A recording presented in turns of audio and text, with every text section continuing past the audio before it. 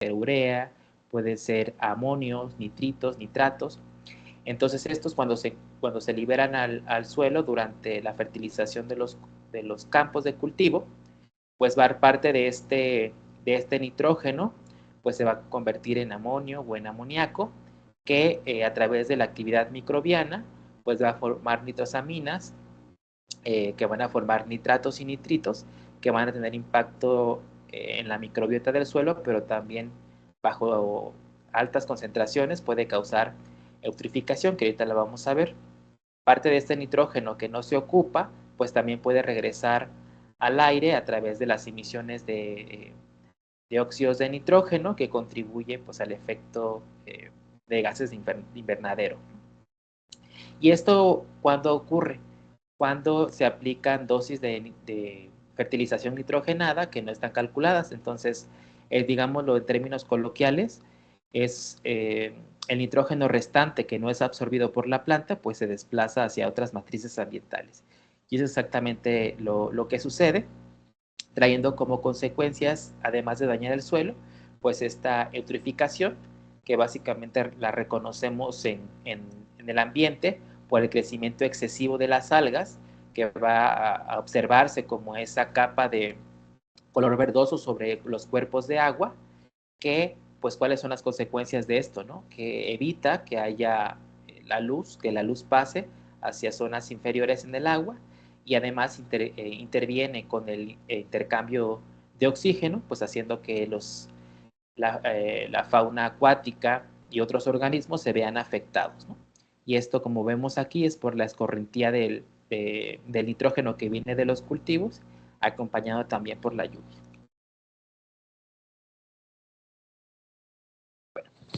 Entonces, ¿de qué manera podemos contribuir un poco a que la producción de maíz sea un poco más sostenible? Pues utilizando los bioinoculantes, ¿no? Aquí, a modo de contraste, podemos observar que la fertilización química puede traer degradación, contaminación, que ya lo hemos visto, y hay impactos. No quiere decir que la fertilización sea mala ni debamos satanizarla, sino que hay que saber de qué manera aplicarla, hay que hacer agricultura inteligente, ¿no? Pero ¿qué nos ofrecen los bioinoculantes? Pues primero, que van a aportar nutrientes de forma natural, porque sabemos que los microorganismos del suelo pues son aquellos que llevan a cabo el ciclaje de los nutrientes, los intercambian entre el aire, el suelo, el agua, y de regreso también, y además pues, se los vuelven más disponibles para las plantas, ¿no? Estimulan el crecimiento vegetal por características que ahorita vamos a ver, y por lo tanto van a mejorar la eficiencia y la producción de los cultivos. Bueno, ahora, ¿podemos utilizar cualquier microorganismo para producir binoculantes? La respuesta es no. Hay algunas características que deben cumplir estos microorganismos. De entrada, pues tienen que cumplir con la presunción de que son seguros, ¿no? Y bajo ese contexto hay dos características importantes, más allá que solamente la promoción del crecimiento, que hay que considerar. Una de ellas es la QPS, perdón, que es la presunción calificada de seguridad. Esta está regida por la Unión Europea y pues está enfocada en organismos microbianos como bacterias, levaduras y hongos. ¿Y cuál es el propósito, no? Que certifica que estos microorganismos no producen toxinas ni poseen resistencias a los antibióticos. ¿Esto por qué? Porque pues las toxinas van a tener un efecto importante sobre el hospedero, en este caso el humano, que va a ser quien consume el producto final, que es el fruto o los granos, y además que se busca que no tenga resistencia antimicrobiana, porque sabemos que también es un problema importante que causa muchas muertes al año, ¿no? La resistencia a los antibióticos. Entonces, digamos que se tiene que cumplir este criterio. Por otra parte, tenemos el criterio de las GRAS, GRAS, que es una abreviación en inglés de generalmente reconocido como seguro, que está establecido por la FDA de Estados Unidos, y que dentro de este va a reconocer a microorganismos que pertenecen a ciertos géneros microbianos que ya se conoce que son amigables con los organismos, con los humanos principalmente, y que por lo tanto tienen un check en cuanto a a que pueden utilizarse de forma segura, tanto en el suelo como directamente en algunos productos, ¿no? Y en este caso, pues se requiere demostrar que el uso específico de este es seguro, ¿no? Bueno, esa es la principal, yo consideraría, porque la otra característica que tiene que tener es que tiene que promover el crecimiento vegetal, ¿no? Sin embargo, hay microorganismos que promueven el crecimiento vegetal que no son completamente seguros. Muchos microorganismos promueven el crecimiento vegetal porque llevan o tienen interacciones simbióticas con las plantas por mucho tiempo y entonces les favorece que la planta sea grande, que pueda producir exudados en las raíces, que produzca frutos, porque finalmente es su casa, ¿no? Pero no necesariamente tienen que ser el blanco para producir bioinoculantes. Bueno, dicho esto, los mecanismos que deben tener estos microorganismos para usar como bioinoculantes, pues se basan en dos principios principales, que son los mecanismos directos. Estos, como su nombre lo indica, van a proveer de nutrientes o van a estimular de forma directa el crecimiento de la planta. ¿Cuáles nutrientes? Pues el nitrógeno, a través de la fijación biológica de nitrógeno, que también lo vamos a explicar en un ratito. Pues básicamente es tomar el nitrógeno del aire y convertirlo en una fuente que sea amigable para la planta, ¿no? Que lo pueda consumir. La solubilización de potasio y de fósforo, que si bien estos elementos están abundantes en el suelo, se encuentran unidos a minerales. Entonces, al estar así, las plantas no lo pueden consumir. Entonces, lo que hacen las bacterias es producir ácidos orgánicos o algunas enzimas que van a separar el fósforo y el potasio de la matriz mineral, permitiendo que la planta los pueda absorber. Y en este mismo sentido, producen unas moléculas que se llaman sideróforos, que como ven en esta imagen, pues quelan hierro, ¿no? Entonces van a tomar el hierro del suelo y lo van a poner disponible para las plantas. Todos estos mecanismos que les estoy platicando los pueden revisar en este artículo muy bonito de la doctora Gómez del 2023. Bueno, otros mecanismos que también vamos a encontrar es la producción de algunas fitohormonas, como el ácido indolacético, que es una auxina, que diría yo que es la que liderea el crecimiento radicular en las plantas. Entonces es muy importante que las bacterias la produzcan, pero también hay algunas citoquininas, algunas giberelinas también, que están relacionadas con la germinación. Entonces también algunas bacterias pueden promover que germinen las semillas, lo cual tiene una ventaja en campo. Y existen mecanismos indirectos. En estos no necesariamente actúan sobre la nutrición y el desarrollo de la planta, pero sí les proveen ventajas sobre condiciones adversas, ¿no? Como por ejemplo, otorgan resistencia a algunas plagas, producen algunos antibióticos o algunas enzimas líticas que lo que van a hacer es inhibir el crecimiento de patógenos, protegiendo a la planta de estos. Y también van a producir algunas moléculas como prolinas, algunas enzimas antioxidantes que van a permitir que esta planta pueda crecer aunque las condiciones del ambiente sean estresantes. Bueno, entonces estas bacterias tienen todas estas características, pero la pregunta aquí es, ¿de dónde van a provenir estas bacterias? ¿Puedo tomar las bacterias de cualquier parte? Pues la respuesta va a depender muchísimo de para qué queramos ese bioinoculante o bajo qué condiciones queremos que éste funcione. Entonces podemos explorar diferentes microbiomas. Y con microbiomas me refiero a todos los microorganismos que están viviendo en una determinada matriz ambiental o en un determinado tejido vegetal. Es como toda la comunidad en sí, funcionando como un ente coordinado y completo, ¿no? Entonces podemos explorar microbiomas de la rizósfera, que es la zona que está íntimamente pegada a las raíces, la endósfera, que es, como su nombre lo indica, endo, dentro de los tejidos vegetales, los suelos, también algunas compostas o alguna materia orgánica y también algunos de ambientes extremos, como volcanes, como ambientes hipersalinos, que pudieran servir para aislar bacterias que tengan esas características de tolerancia y que puedan transferir de alguna manera esa tolerancia a las plantas. Bueno, una vez que tuvimos las bacterias y las aislamos, vamos a validar in vitro todas las características que ya les platiqué. Existen muchísimos ensayos que pueden revisar en la bibliografía para validar estas características. De ahí que sigue, pues, evaluar que las plantas respondan a la inoculación. Puede ser primero en macetas, pues medir la germinación, el crecimiento de la planta, el desarrollo de las raíces, qué tanta clorofila producen y la tolerancia que estas pueden tener a salinidad, sequía o patógenos. Y también es lo que debemos llevar a un poquito más allá, pues hacer ensayos en invernadero, donde podamos controlar las condiciones ambientales y el único factor que va a ser modificador, pues va a ser la inoculación del oso o el microorganismo a utilizar. Y claro, como les decía, verificar que las bacterias sean seguras. Ya que tengamos estas bacterias seguras y que promuevan el crecimiento vegetal, pues lo que sigue es diseñar la formulación que se va a comercializar o se va a emplear. Existen diferentes maneras de establecer una formulación, así como existen diferentes presentaciones, no sé, eh, de quesos, por ejemplo, ¿no? que hay diferentes tipos y características químicas y físicas, pues igual de los binoculantes.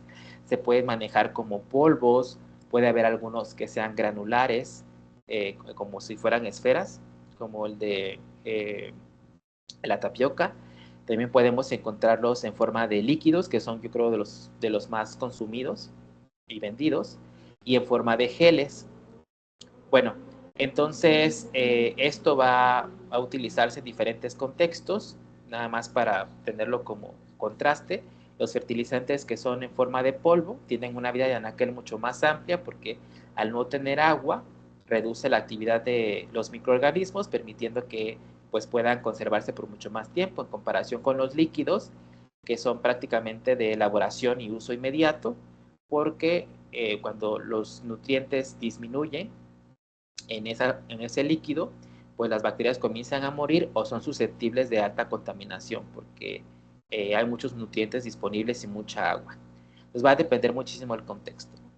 Y pues evidentemente esto va a culminar con la aplicación en el campo como un producto, midiendo la eficiencia agronómica, el rendimiento, que son los principales parámetros que deben evaluarse, porque más allá de que la planta crezca bonita y que tenga hojas muy verdes, lo que al productor le interesa al final del ciclo, pues es que haya una gran cantidad del producto. Y entonces sobre esa debería ser una de las principales directrices de los binoculantes. Y después podemos ver otras cosas como cómo va a impactar el microbioma del suelo, la salud del suelo y claro, buscar que producto se pueda comercializar registrando y teniendo aprobación de su uso seguro. Bueno, entonces ya habiendo dicho esto, pues yo les voy a platicar básicamente de las primeras dos etapas sobre fuentes de microorganismos y en este caso va a ser como fuente de microorganismos los maíces y un poquito así de la evaluación in vitro. Bueno, entonces les decía yo que la microbiota pues va a ser todos los microorganismos que están viviendo en un ambiente específico. Nosotros los humanos tenemos una microbiota y va a ser diferente en la piel, diferente a la intestinal, diferente en la nariz. Cada zona tiene una microbiota diferente. ¿Y cuándo vamos a hablar de microbiomas? Cuando además de la microbiota, que es, digamos, la entidad física o la célula, vamos a considerar todo el potencial metabólico que tiene esos microorganismos. Es decir, qué es lo que pueden hacer, cómo lo hacen y cómo están interactuando entre ellos. Entonces, microbiota son las células, el componente microbiano físico, y el microbioma es lo anterior más la capacidad metabólica y funcional. Y bueno, en el caso de los maíces como fuente de microbiomas, pues va a haber diferentes factores que van a modificar esto.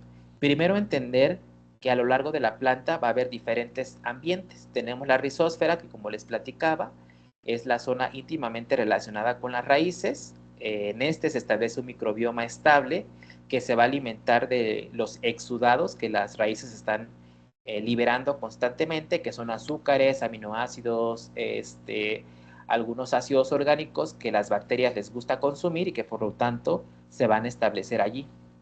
Además, van a producir algunas otras moléculas que pueden ser antimicrobianos, entonces solamente aquellas bacterias que puedan tolerar a esos antimicrobianos se van a terminar estableciendo.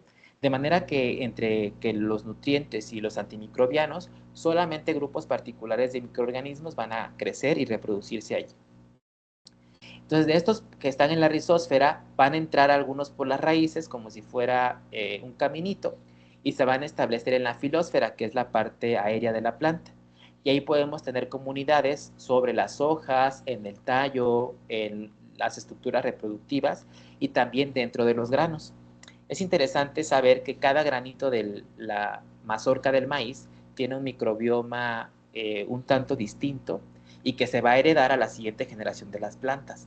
De manera que se considera una forma de conservación transgeneracional del microbioma y que también es algo importante que deberíamos de considerar como fuente de microorganismos benéficos. Bueno, ¿cuáles van a ser los factores que van a ir modelando esto? Porque es dinámico, el microbioma es dinámico y va a cambiar en el tiempo y en el espacio. ¿Quiénes van a ser los factores que van a hacer esa modificación? Por las condiciones ambientales, la luminosidad, si es época de lluvias o de secas, la ubicación geográfica. El microbioma suele ser diferente de los maíces que están creciendo en Jalisco, por ejemplo, de los que están creciendo en Guerrero o en el Estado de México.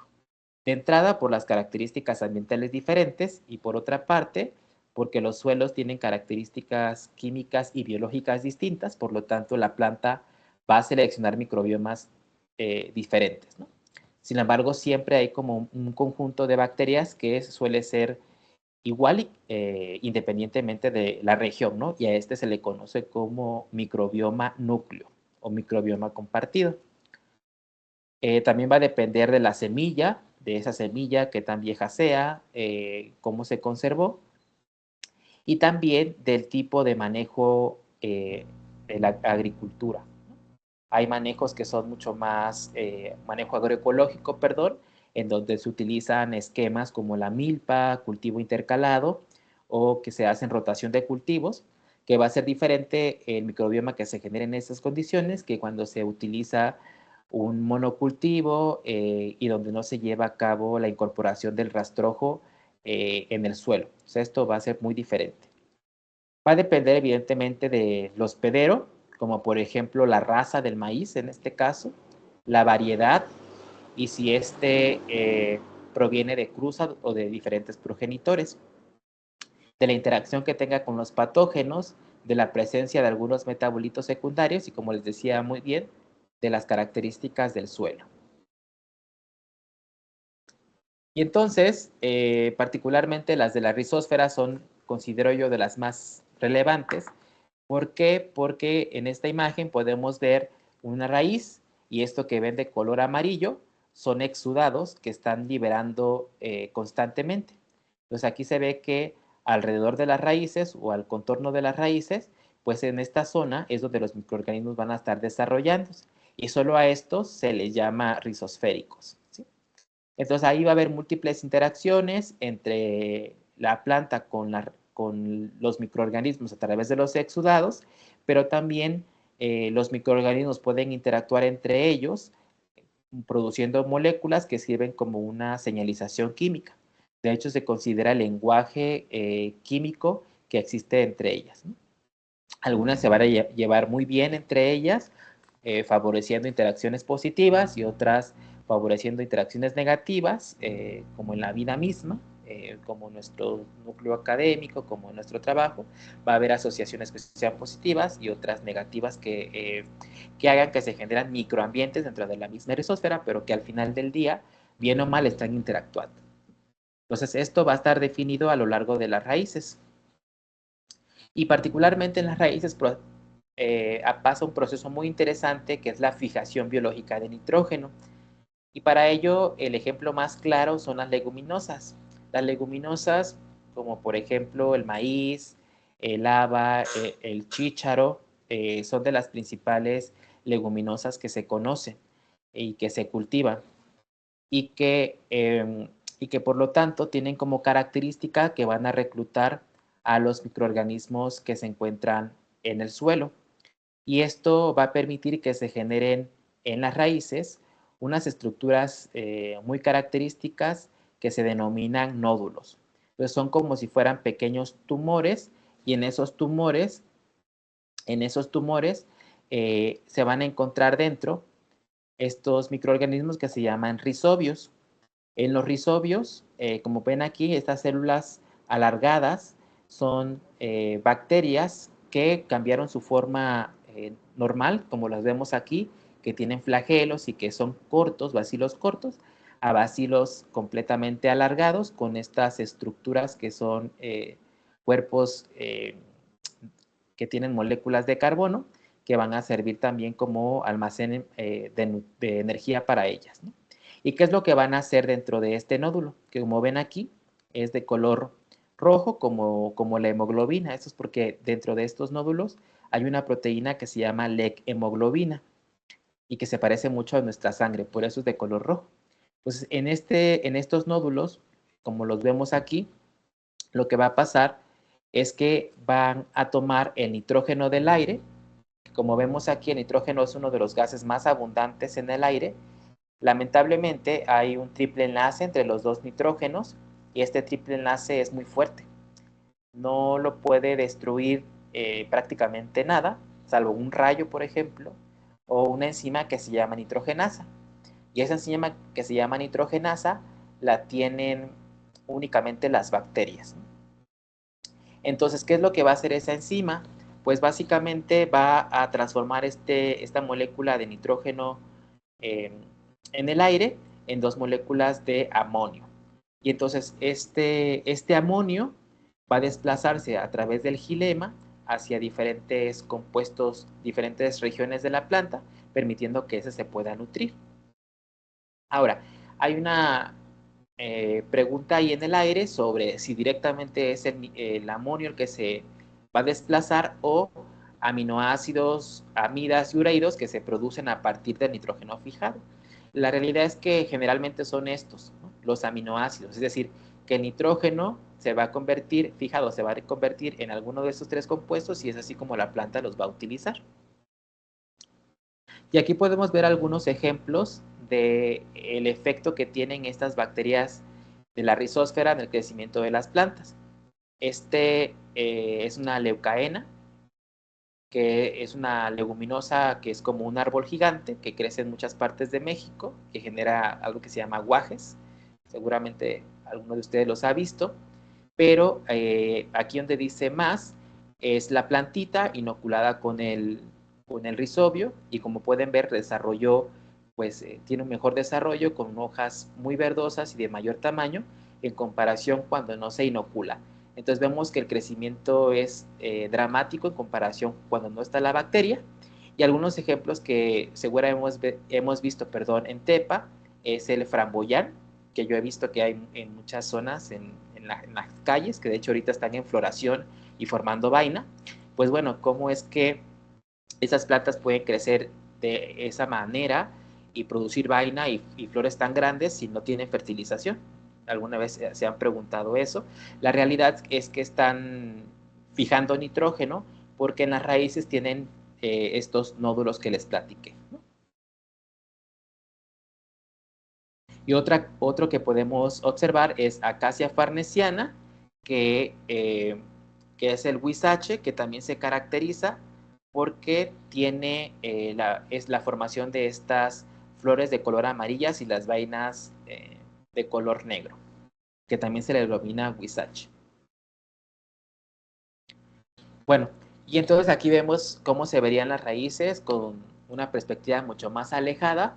Tenemos a los nódulos y estos nódulos se van a dispersar a lo largo de las raíces, preferentemente en la zona superior de las raíces. Entonces podemos verlo aquí, un patrón mucho más difuso, aquí mucho más continuo, ¿no?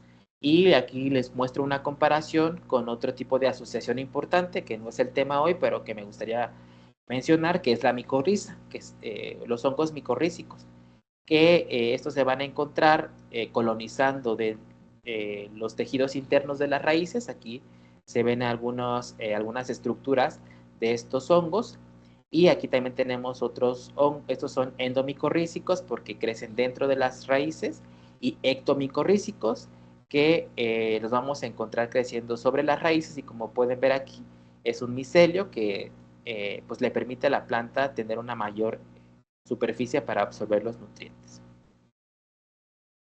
Bueno, ¿y cómo podemos traducir esta fijación biológica de nitrógeno al maíz? Esto ha sido muy poco explorado, pero bueno, quisiera platicarles, y seguramente si ustedes han sido observadores, se darán cuenta que el maíz produce muchos tipos de raíces. Las raíces que conocemos que van bajo la tierra, que son raíces primarias, y también produce unas raíces de sostén, que son como coronas, que esos crecen sobre el tallo.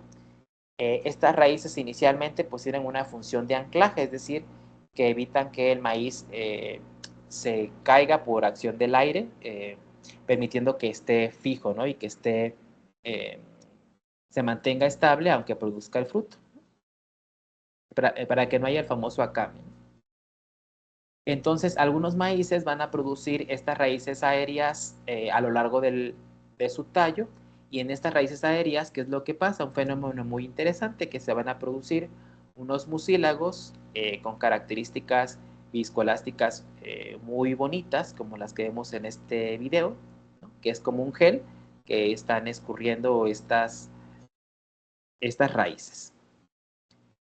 Bueno, lo interesante es que en este gel va a llevarse a cabo la fijación biológica de nitrógeno de forma similar a como ocurre en los nódulos, pero va a estar catalizado por grupos microbianos distintos, ¿no?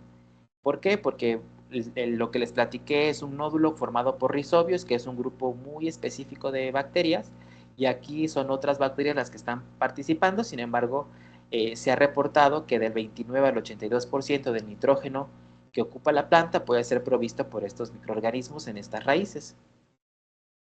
¿Y esto se va a producir siempre? La respuesta es no. Se produce principalmente cuando hay alta humedad, como las que vemos aquí. Y en esta alta humedad, pues las raíces siempre están en presencia de agua, lo que permite que pues puedan formar ese gel característico que les platiqué. Y bueno, ¿cómo se relaciona también la presencia de estas raíces?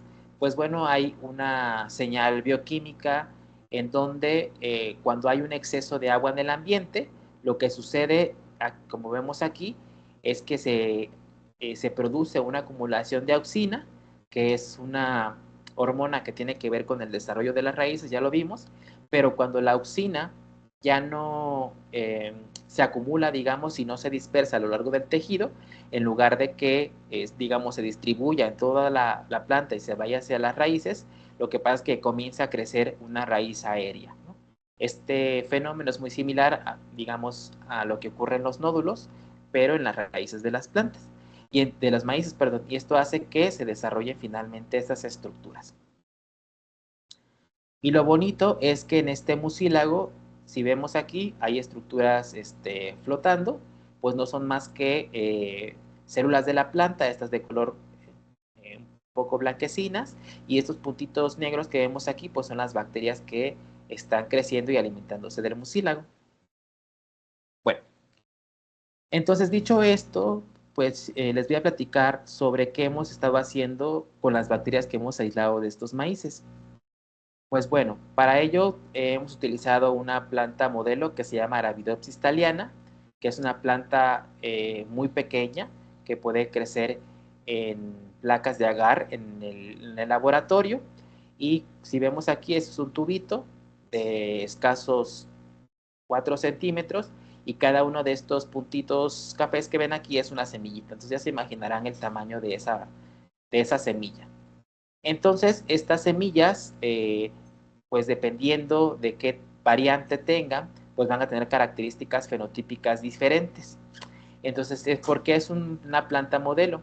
Porque ya se conoce cuál es la biología, es decir, cuál es su ciclo completo, ya se conoce cuáles son las características para que pueda crecer satisfactoriamente, y además ya sabemos más o menos, no sabemos más o menos, ya sabemos cómo está compuesto su genoma, que son 5 cromosomas y que son más o menos 20,000 genes. Bueno, entonces, ¿qué fue lo que hicimos? Utilizando como modelo esta planta, pues me di a la tarea, junto con algunos de mis alumnos, de evaluar cómo responden a la presencia de los microorganismos. Entonces es un experimento bastante sencillo. Lo que hicimos fue aislar bacterias de estos mucílagos, utilizando un medio libre de nitrógeno, y después de hacer varios pases, en limitación de nitrógeno, pues asumimos que aquellas bacterias que sobreviven en condiciones sin nitrógeno es porque lo pueden tomar del aire. Entonces lo hicimos esto varias veces y después plaqueamos en medios sin nitrógeno, y como pueden ver aquí recuperamos algunas bacterias. Realmente vemos aquí son muy poquitas en comparación con la diversidad que podríamos tener cuando hacemos estos análisis en suelo, que básicamente es un zoológico. No podemos en muchas ocasiones poder distinguir una colonia de otra. Sin embargo, aquí como son bacterias muy específicas, sí podemos separar unas de otras. Entonces hicimos una selección de morfologías y tuvimos cultivos puros de cada una de ellas. Y bueno, y se hizo la identificación de ellas con la secuenciación del gen 16S ribosomal, que es un marcador molecular que nos permite darle nombre y apellido a las bacterias. Aquí les muestro algunos ejemplos de la diversidad de microorganismos que podemos rescatar, pues de diferente forma, tamaño, color. Algunas producen pigmento, algunas son más mucoides, algunas crecen con bordes poco definidos, algunas tienen crecimiento definido, y algunos, como los que vemos aquí, inhiben el crecimiento de otras. Y aquí también. Ven que está creciendo esta colonia y alrededor evita que otras crezcan. Es lo que les decía, son interacciones pues negativas que también existen en los microbiomas. Y bueno, con ayuda de Valeria y Ala, pues nos dimos a la tarea de hacer algunas pruebas de promoción de crecimiento. En ellas lo que hicimos fue ver que fijaran nitrógeno por ensayos de reducción de acetileno, que produjeran sideróforos en este medio de cromoazurol, que solubilizaran fósforo utilizando fosfato tricálcico en el medio, que produjeran auxinas y algunas aminas. También nos dimos a la tarea de buscar que estas fueran biocontroladoras de patógenos que afectan al maíz. En este caso lo hicimos de forma particular con Fusarium, que es un hongo que ataca tanto la planta del maíz como los granos. Entonces lo probamos contra Fusarium oxysporum, Fusarium sublutinans y Fusarium del complejo Incarnatum equisati. Entonces, como pueden ver, varias de estas bacterias les dan esa protección a la planta, ¿no? Pues lo que hicimos fue, una vez que seleccionamos a las mejores bacterias, hacer cultivos de las bacterias, que ser las plantitas en placas Petri, como ven aquí, y en la parte de abajo les pusimos, inoculamos con bacteria para ver cómo la planta respondía al crecimiento, a la presencia de estas bacterias. Entonces probamos diferentes géneros bacterianos y los comparamos con un control sin bacteria. Entonces, como pueden ver aquí, dependiendo de qué género bacteriano inoculamos, es la respuesta de las plantitas.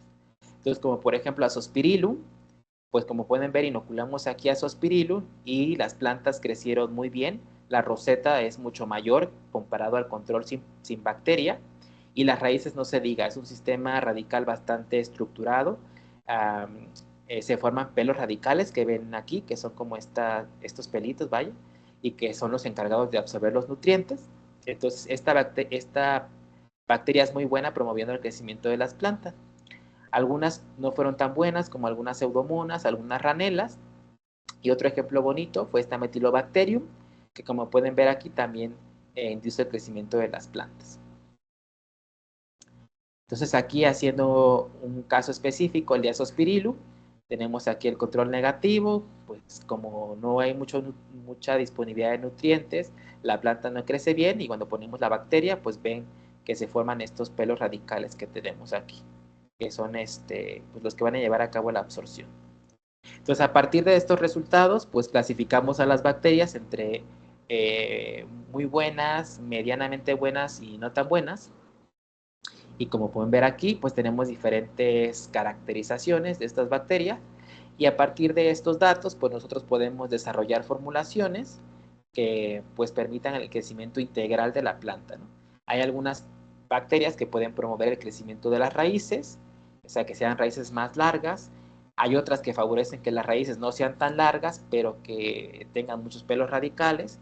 Hay algunas otras bacterias que promueven una roseta, que es la parte de las hojas, que sea muy verdosa, ¿no? Se dice que haya más fotosíntesis. Entonces, lo que hacemos es, bueno, vamos a agarrar una de cada una de que promueve estas características y hacemos una comunidad sintética que van a colaborar entre ellas a forma de consorcio y que entonces puede servir como la base para el desarrollo de un bioinoculante.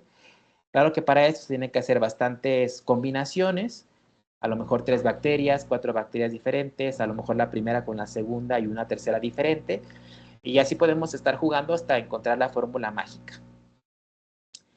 Y entonces aquí vemos también algunos, ya si tomáramos cada una de estas raíces y un close-up, pues vemos que el control sin inocular está básicamente sin pelos radicales y cuando inoculamos las bacterias, pues se responde, ¿no? Como que se erizara la piel, ¿no? Es un fenotipo similar, lo que indica que la planta está reconociendo a sus simbiontes. Y bueno, hicimos algunas otras pruebas muy bonitas que pues básicamente si en la raíz se teñía de color azul, pues significa que la bacteria está induciendo una respuesta que tiene que ver con el reconocimiento de las auxinas y que entonces es seguramente la producción de auxinas el principal mecanismo que permite que las raíces puedan modificarse. Bueno, entonces a partir de estos datos, pues podemos concluir que las plantas que no están inoculadas tienen raíces que pueden ser más largas, pero sin pelos radicales y la estructura pues es bastante simple. Sin embargo, cuando hay bacterias que son benéficas, estas van a producir auxinas y las auxinas pues van a promover que haya una diversificación del sistema radical, además de la producción de pelos radicales, que se traduce pues en una roseta más grande y una planta que tiene mejor absorción de nutrientes.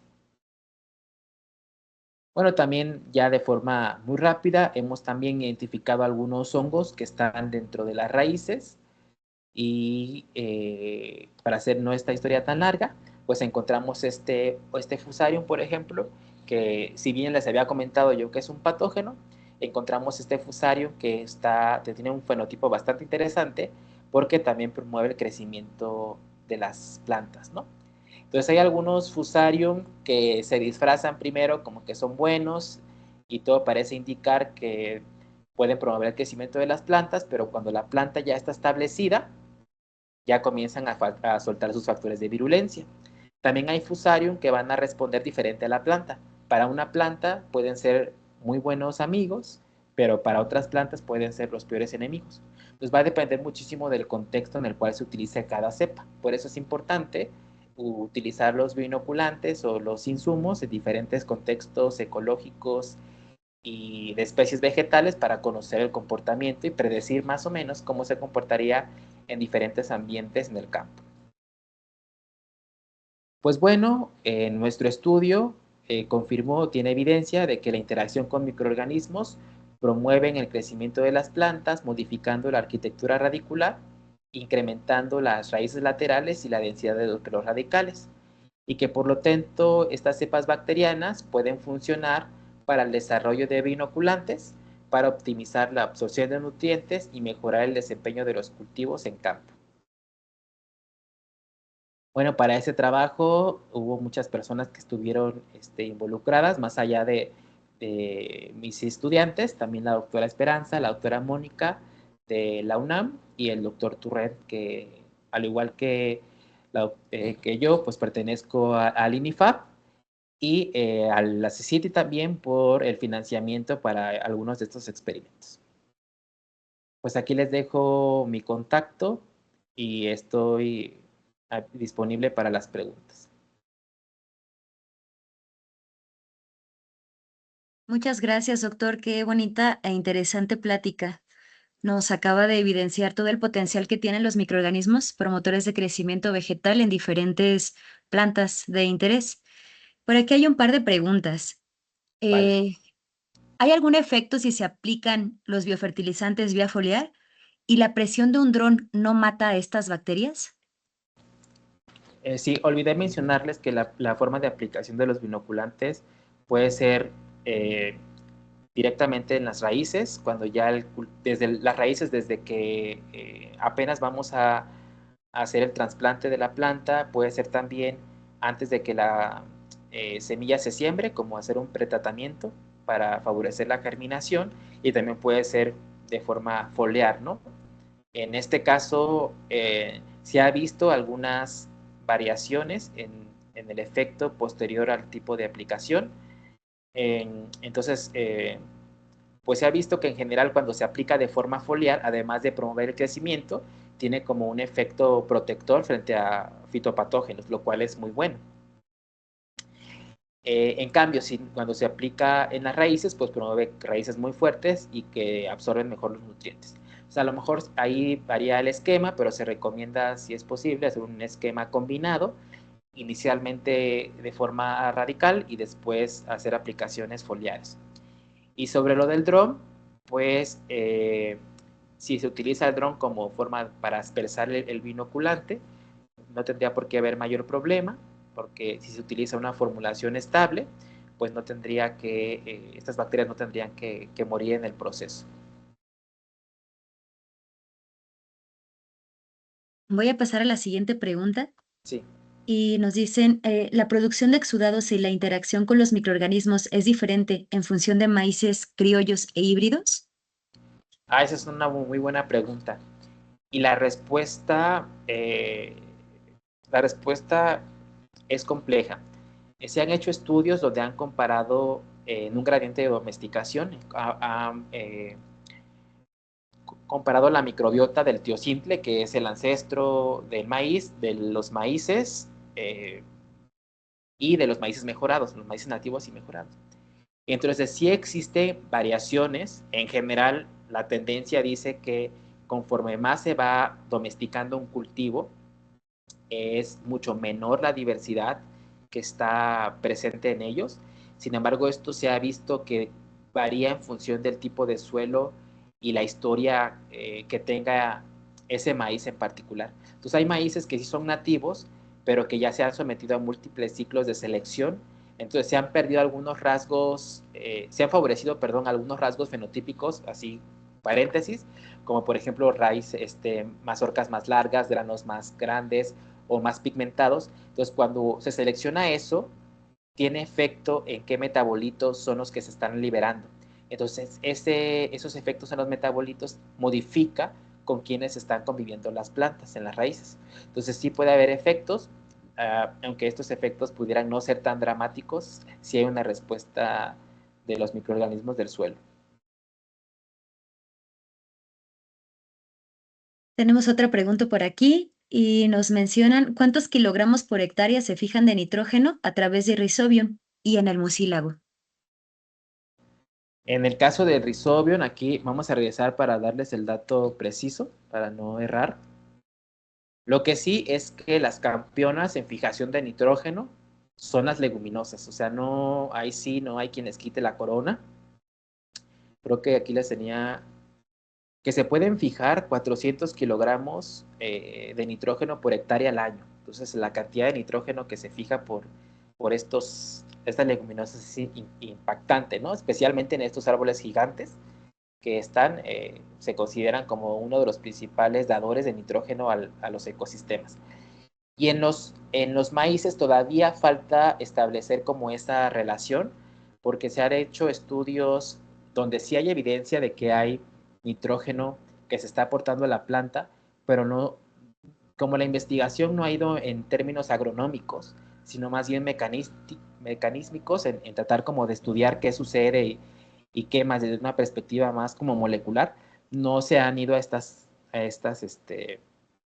como a medirlo a grandes cantidades. Entonces no se sabe todavía. Y además, muchos de estos estudios han sido encabezados por grupos extranjeros que, bueno, también otro paréntesis por ahí, se llevaron nuestras semillas, entonces es importante proteger nuestros cultivos.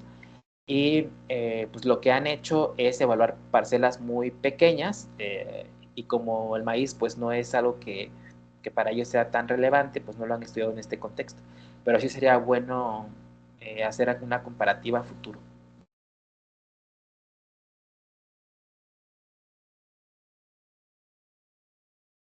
Como que se desconectó un poco, Ah, ok.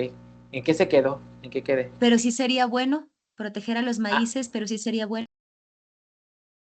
ajá, que bueno, protegeran nuestros cultivos y hacer ensayos evaluando la cantidad de nitrógeno que pueden fijar por hectárea al año.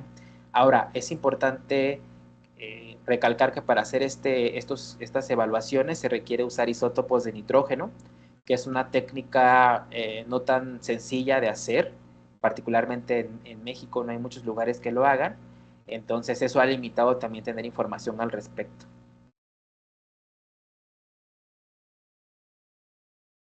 Doctor, ya no hay más preguntas.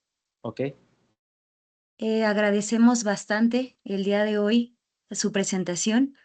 Y bueno, pues antes de agradecerle, bueno, quisiera agradecerle en nombre del Centro Universitario Tepatitlán, recordarles a nuestros oyentes el día de hoy las licenciaturas con las que cuenta el Centro Universitario, Contaduría Pública, Administración, Agronomía y Agroecología, así como los QRs para que nos sigan en redes sociales. Nuevamente, le agradezco que haya estado con nosotros el día de hoy. Muy interesante plática. Por aquí tuvo algunas felicitaciones por su presentación. Pues muchísimas gracias. Y bueno, dejó su contacto. Igual no sé si recibe estudiantes para realizar estancia, servicio, tesis. Sí, recibo cualquier tipo de esas estancias. Ahora algo importante que también les quisiera mencionar es que estos proyectos afortunadamente están financiados por la CECITI, entonces pues reactivos e insumos no van a faltar para que puedan desarrollar una amplia investigación. Muchísimas gracias, doctor. Gracias a nuestros oyentes y nos vemos en la siguiente charla. Muchísimas gracias. Le haremos llegar su reconocimiento. Gracias, gracias. Gracias, nos vemos. Hasta luego, buena Hasta noche. pronto. Buenas Gracias, noches. bye.